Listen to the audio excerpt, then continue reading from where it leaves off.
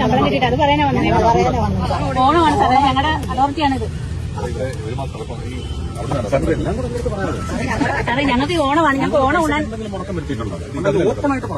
മോദി പൈസ തരുന്നില്ല എന്ന് പറഞ്ഞതല്ല ഇവരുടേത് ദിവസത്തിൽ വരുന്ന ഫണ്ടാണ്. അപ്പൊ അതിൽ ആദ്യത്തെ 1.5 മാസത്തെ അവർ കൊടുത്തു, ബാക്കി ഓർഡറായിട്ടുണ്ട്.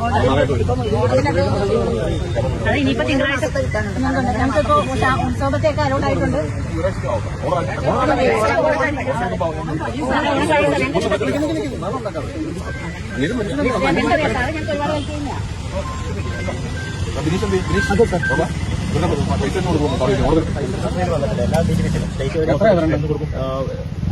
നമ്മൾ വീണ്ടും റിമൈൻഡർ ലെറ്റർ വീണ്ടും കൊടുത്തിട്ടുണ്ട്. എത്രയാണ് വരേണ്ടത്?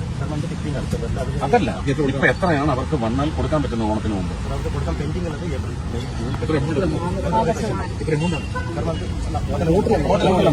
നിങ്ങൾ പ്രഷർ ചെയ്ത് വെയിറ്റ് ചെയ്തുകൊണ്ടിരിക്കുന്ന കാശ് അവർക്ക് ഡിസ്പോസ് ചെയ്യാൻ വെയിറ്റ് ചെയ്യുന്ന കാശ് എത്രയാണ്?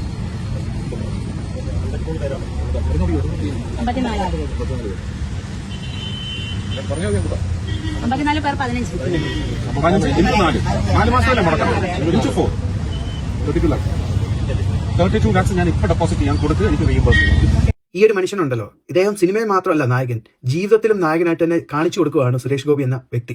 നമ്മുടെ നാട്ടിലെ ആലപ്പുഴ ജില്ലയിലെ ടൂറിസം വകുപ്പിന്റെ അണ്ടറിലുള്ള കുടുംബശ്രീയിലെ കുറെ ചേച്ചിമാർക്ക് 4 മാസത്തോളമായി ശമ്പളം കിട്ടിയിട്ട് ഓണം അടുക്കുകയാണ് നമ്മുടെ നാട്ടിൽ. സുരേഷ് ഗോപി എന്ന വ്യക്തി അവർക്ക് വേണ്ടി ഇത്രയും നല്ലൊരു കാര്യമാണ് ചെയ്തു കൊടുത്തത്.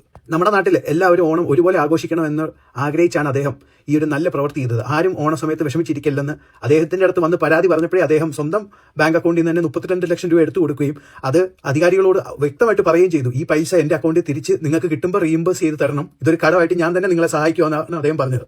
ഇത്രയും ഒരു നല്ല പ്രവൃത്തിയാണ് അദ്ദേഹം ആ ചേച്ചിമാർക്ക് ചെയ്തു കൊടുത്തത്. അതോടെ ആ ചേച്ചിമാർക്കും എല്ലാവരെ പോലെയും ഓണം ആഘോഷിക്കാം ഒരു ബുദ്ധിമുട്ടുമില്ലാതെ.